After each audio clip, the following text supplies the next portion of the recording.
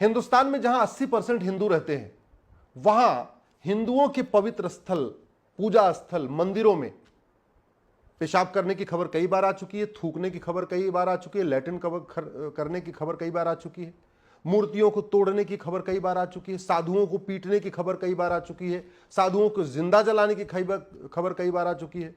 स्वामी लक्ष्मणानंद जी से स्वामी श्रद्धानंद जी तक, पालघर में संतों तक हजारों साधुओं की हत्या हो चुकी है। और अब जो सबसे बड़ी खबर आ रही है कि भारत के सबसे बड़े मंदिर, जहां सबसे ज्यादा भक्त जाते हैं दर्शन करने के लिए, तिरुपति बालाजी मंदिर, वहां पे जो लड्डू बांटा जाता है, जो लड्डू दिया जाता है भक्तों को, उसमें गाय की चर्बी है, सूअर की चर्बी है, मछली की चर्बी है। पूरी तरीके से मांसाहारी लड्डू भक्तों को दिया गया है। वहां जैन भी जाते हैं जो लहसुन प्याज भी नहीं खाते, उनको भी सोचिए लड्डू मिल रहा है, मांसाहारी लड्डू। और उसके बाद भी शांति है। मीडिया वाले चर्चा कर लिए, खत्म। एंकर अपना काम कर लिए, खत्म। जो लोग पैनल में आए वो भी अपनी बात कह के खत्म।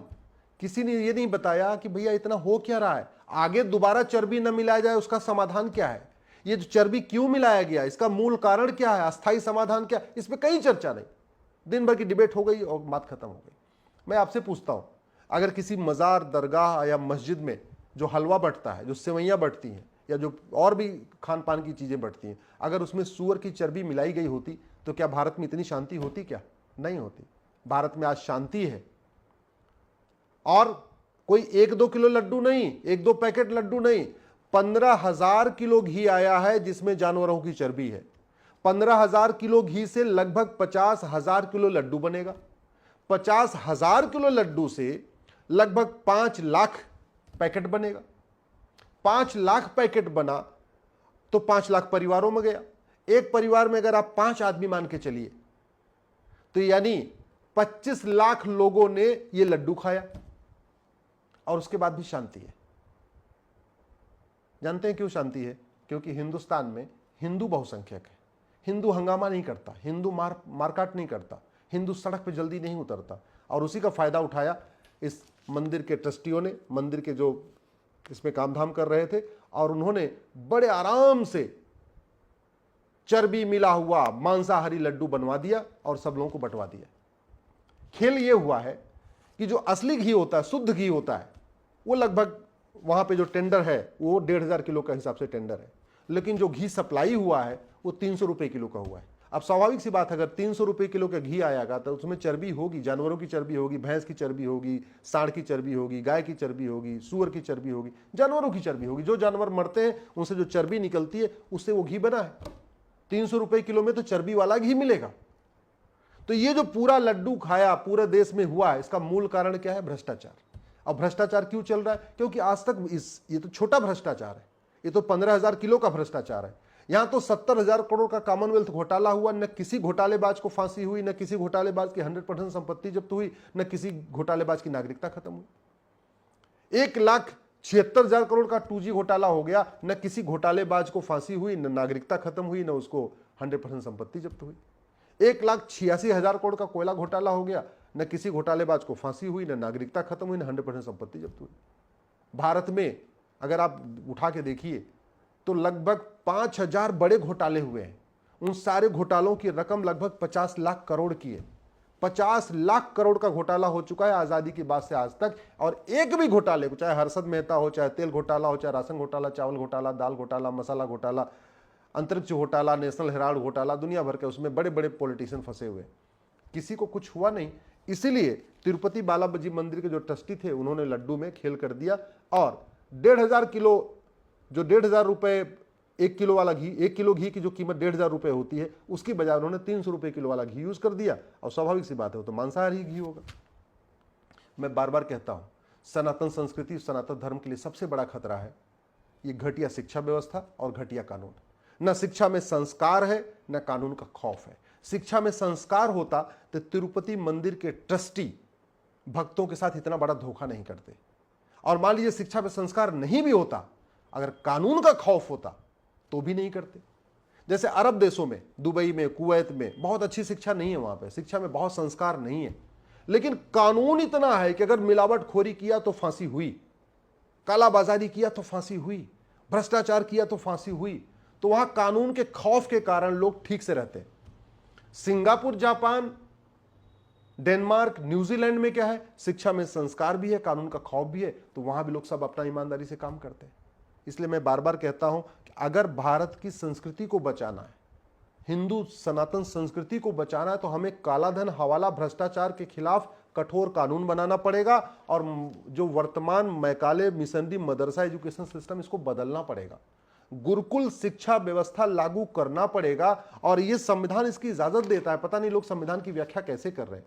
अरे संविधान का आर्टिकल 28 कहता है कि आप रिलीजियस किताब नहीं पढ़ाएंगे। रिलीजियस किताब का मतलब बाइबल, कुरान नहीं पढ़ाएंगे। धार्मिक ग्रंथ पढ़ाने में कहां रोक लगाई हुई है? हमारा वेद धार्मिक ग्रंथ है, रिलीजियस किताब नहीं है। हमारी भगवत गीता धार्मिक ग्रंथ है, रिलीजियस किताब नहीं है। हमारे रामायण धार्मिक ग्रंथ है, रिलीजियस किताब नहीं है। हमारे जितने उपनिषद हैं वो धार्मिक ग्रंथ है, रिलीजियस किताब नहीं है। लेकिन हम रिलीजन को धर्म मान के बैठे हुए हैं, धर्म और रिलीजन को हमने डिफाइन ही नहीं किया और नतीजा ये हुआ कि हम वैदिक एजुकेशन सिस्टम लागू करने में 10 बार सोच रहे। करना क्या है? ये राइट टू एजुकेशन एक्ट में केवल इक्वल शब्द जोड़ना है, राइट टू इक्वल एजुकेशन। अभी इसकी उम्र जो है 6 से 14 साल है, इसको 6 से 16 साल करना है, यानी 10वीं तक सबके लिए समान। 1 नेशन 1 एजुकेशन बोर्ड करना है, 1 नेशन 1 सिलेबस करना है, 1 नेशन 1 करिकुलम लागू करना है और सबके लिए वैदिक गुरुकुल शिक्षा व्यवस्था लागू कर दिया जाए। फिर आदमी मंदिर में थूकेगा नहीं, मंदिर में पेशाब नहीं करेगा, मंदिर में लैट्रिन नहीं करेगा, मंदिर की मूर्ति नहीं तोड़ेगा और जिस तरीके से ये मांसाहारी लड्डू बनाए हैं, मांसाहारी लड्डू नहीं बनाएगा। और दूसरा तरीका है कानून का खौफ। कानून का खौफ तब पैदा होगा जब ये अमेरिका का फेडरल पिनल कोड भारत में लागू हो जाएगा। कानून का खौफ तब पैदा होगा जब कानून कठोर होगा, दंड कठोर होगा और सजा 3 महीने, 4 महीने, 5 महीने मिलेगी। और सजा तब जल्दी मिलेगी जब नार्को पॉलीग्राफ ब्रेन मैपिंग कानून होगा। भ्रष्टाचार, कालाधन, हवाला तब खत्म होगा जब 100 रुपए से बड़ी नोट बंद होगी। एक चीज अच्छी तरीके से समझ लीजिए, जितनी बड़ी नोट होती है उतना ज्यादा कालाधन, हवाला, भ्रष्टाचार होता है। जितनी बड़ी नोट होती है उतना ज्यादा कालाधन, हवाला, आपका अराजकता होती है। और भ्रष्टाचार के कारण केवल आपका धर्म ही खराब नहीं हुआ। सच्चाई है कि भारत में जितने सनातन के खिलाफ चुनौतियां, उनका भी मूल कारण भ्रष्टाचार है। जैसे घुसपैठ होती है, हमारे लिए बहुत बड़ी चुनौती है। 5.5 करोड़ घुसपैठी आ चुके हैं। कैसे आते हैं? बॉर्डर पे 2000 दिया, अंदर आया, 2,000 रुपए में ration card, Aadhaar, driving licence, voter ID, birth certificate, passport सब कुछ बनवा लेते हैं। 3,000 मतलब 10 से 15,000 रुपए खर्च करते हैं, पूरा डॉक्यूमेंट बनवा के भारतीय बन जाते हैं। तो मूल कारण क्या है? घुसपैठ का, भ्रष्टाचार। धर्मांतरण यहां कैसे हो रहा है?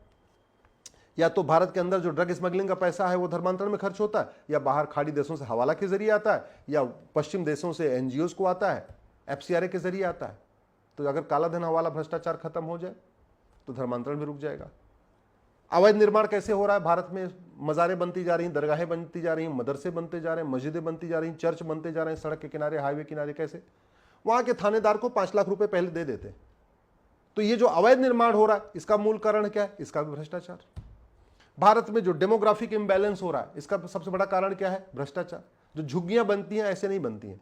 जहां झुग्गी बनती है उसके पहले वहां के पार्षद प्रधान को कुछ पैसा दे देते हैं, 2 लाख रुपए, 3 लाख रुपए, जैसा डिपेंड करता है, छोटा शहर है बड़ा शहर है। अगर पूरे देश में, चाहे हिमाचल में अवैध निर्माण हो रहा है, चाहे कश्मीर में अवैध निर्माण होता है, चाहे उत्तराखंड में अवैध निर्माण होता है, जहां जहां अभी हिंदू ज्यादा है वहां पे बहुत बड़े प्लान्ड तरीके से घुसपैठियों को बसाया जा रहा है, अवैध निर्माण किया जा रहा है। क्यों? उसका मूल कारण क्या है? डेमोग्राफी बदलना है। उनको दिखाना है कि भैया हिंदुस्तान अब हिंदुस्तान नहीं है। दिखाना क्या है कि भैया हिंदुस्तान में मंदिर से ज्यादा मस्जिदें हैं और मंदिर से ज्यादा चर्च हैं। ये उनको एस्टेब्लिश करना है। सबसे बढ़िया है जब पूरी दुनिया को आपको दिखाना हो कि भाई हिंदुस्तान कोई हिंदुस्तान नहीं रहा है, हिंदुओं का कोई स्थान नहीं है, क्योंकि यहाँ तो मंदिर से ज्यादा चर्च हैं, मंदिर से ज्यादा मज़ारें हैं, मंदिर से ज्यादा दरगाहें हैं, मंदिर से ज्यादा मस्जिदें हैं। यहाँ पे गुरुकुल से ज्यादा यहाँ पे मिशनरी स्कूल है, यहाँ गुरुकुल से ज्यादा आपके पास मदरसे हैं। यही स्टेब्लिश करना होता है। कभी मान लो यूएन में मैटर जाएगा तो यही तो होगा कि ये हिंदुस्तान हिंदुओं का कैसे हो गया। यहाँ तो मंदिरों से ज्यादा मस्जिद, चर्च है, गुरुकुल से ज्यादा मिशनरी स्कूल है, गुरुकुल से ज्यादा मदरसे। यही स्टेब्लिश करना है। और इसके लिए फंडिंग कहाँ से होती है? या तो कालाधन से होती है, हवाला के जरिए होती है। भारत के अंदर जो फंडिंग होती है, जो बहुत सारा ड्रग स्मगलिंग से पैसा आता है, उससे फंडिंग होती है। इसलिए मैं कहता हूँ अगर सनातन संस्कृति को बचाना है, सनातन धर्म को बचाना है, तो 2 काम करना पड़ेगा। भ्रष्टाचार रोकना पड़ेगा, जनसंख्या विस्फोट रोकना पड़ेगा। जनसंख्या विस्फोट तब रुकेगा जो हम दो हमारे दो ना माने, उसकी नागरिकता खत्म। और भ्रष्टाचार तब रुकेगा जब 100 रुपए से बड़ी नोट बंद होगी, 5,000 रुपए से महंगे सामान का कैश लेन देन बंद होगा, 50,000 रुपए से महंगी प्रॉपर्टी आधार से लिंक होगी, जुडिशियल चार्टर लागू होगा, साल भर के अंदर मुकदमों का फैसला होगा और भ्रष्टाचार को देशद्रोह घोषित किया जाएगा, जब भ्रष्टाचार को राष्ट्र की सुरक्षा के लिए खतरा घोषित किया जाएगा, जब भ्रष्टाचार को देश की एकता अखंडता के लिए खतरा घोषित किया जाएगा, जब भ्रष्टाचार को ऑर्गेनाइज क्राइम डिक्लेयर किया जाएगा, जब भ्रष्टाचारियों की 100% संपत्ति जब्त करने, उनकी नागरिकता खत्म करने और उनको आजीवन कारावास फांसी देने के लिए कानून बनेगा, तब भ्रष्टाचार रुकेगा। नहीं तो ऐसे ही एक एक घटनाएं होती रहेंगी, तू मैं होता रहेगा, मीडिया डिबेट होती रहेगी, आरोप प्रत्यारोप होते रहेंगे, पॉलिटिकल पार्टी एक दूसरे पर आरोप लगाती रहेंगी, लेकिन भ्रष्टाचार खत्म नहीं होगा। और भ्रष्टाचार अगर खत्म नहीं हुआ तो हिंदू खत्म हो जाएगा, ये मैं आपको लिख के दे रहा हूं।